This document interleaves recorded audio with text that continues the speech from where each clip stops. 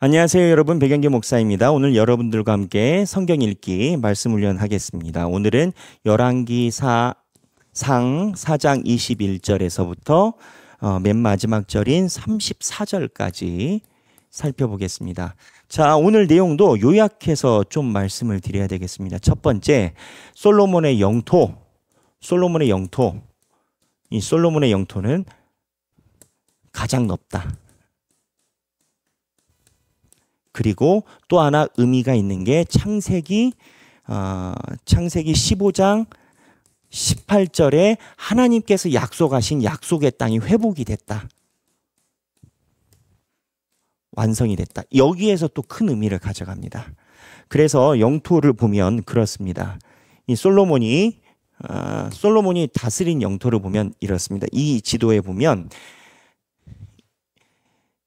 이 노란색으로 되어 있는 이 정도 부분하고 밑에 보라색까지 합쳐서가 다윗이 처음에 시작할 때 그냥 사울의 영토인 거죠. 여기가 사울의 영토였고 이만큼이 사울의 영토였는데 다윗이 되고 이 빨간색 부분까지 수복을 합니다. 근데 이 녹색 위에 있는 여기까지만 수복을 합니다. 이게 다윗의 영토고 그다음에 이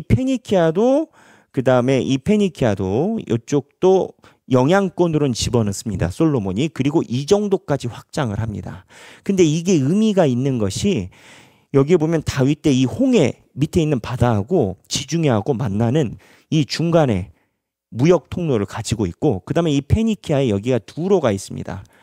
두로가 여기에 있는데 나중에 예언서에 굉장히 많이 나옵니다. 이 두로는요 해상 무역을 하는 나라인데 국가 도시의 절반이 섬에 있고요.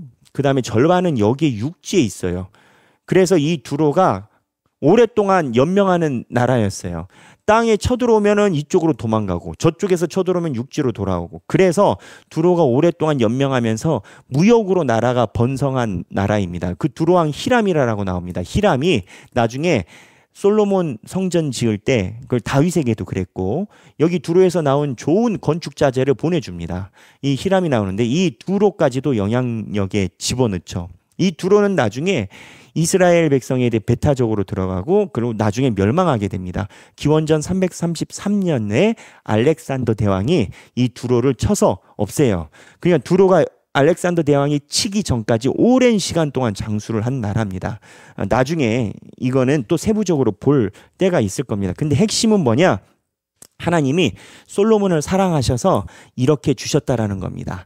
그런데 문제는 솔로몬이 이거를 받을 자격이 있었느냐라는 겁니다. 솔로몬은 영토, 이 자격이 있었느냐라는 부분에 대해서 성서학자들이 조금 아쉬워하고 의문을 표하는 게 조공을 받습니다. 21절에.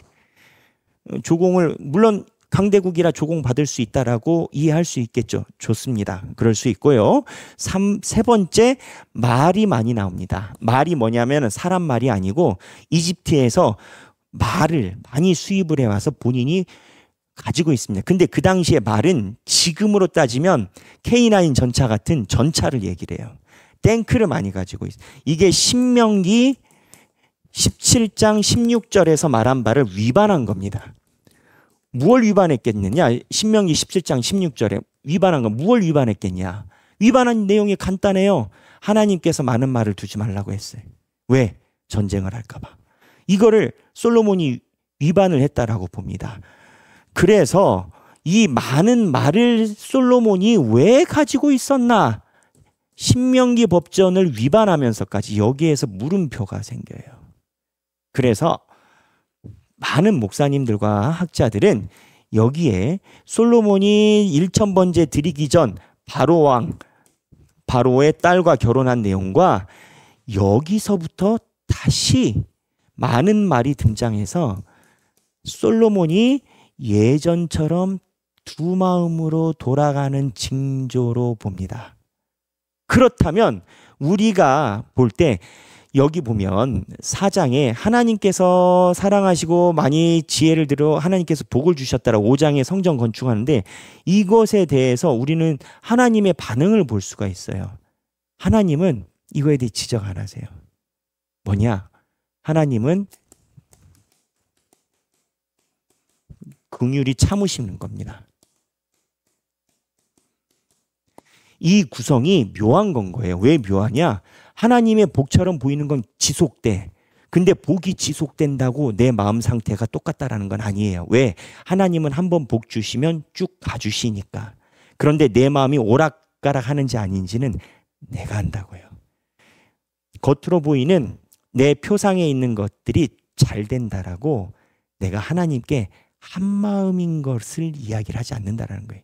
직접적으로 얘기를 하면 예수 잘 믿고 돈 잘 벌게 됐어요. 예수님 따르니 하나님께서 물질적인 축복을 주셨어요. 근데 물질적인 축복을 받고 활로가 트이니까 여행 다니느라고 교회를 못 가. 때로는 내가 사업이 늘어나서 사업하느라고 교회를 못 가. 예수를 만나기 전에는 사업이 망해서 주님만 바라봤는데 주님 만나서 축복을 받으니까 하나님이 주신 축복 때문에 내가 교회를 못 가. 그러니까는 더욱더 사업이 잘 되는 것 같고 바쁜 것 같으니까 더 못 와. 그러면 축복이 계속 가는 것 같죠. 겉으로 일어나는 하나님의 긍휼하심으로 복이 가는 것과 내 신앙의 모습은 다른 거예요. 이거를 이 본문은 이야기를 하고 있어요. 나중에 성전 건축도 더 냉철하게 이야기를 합니다.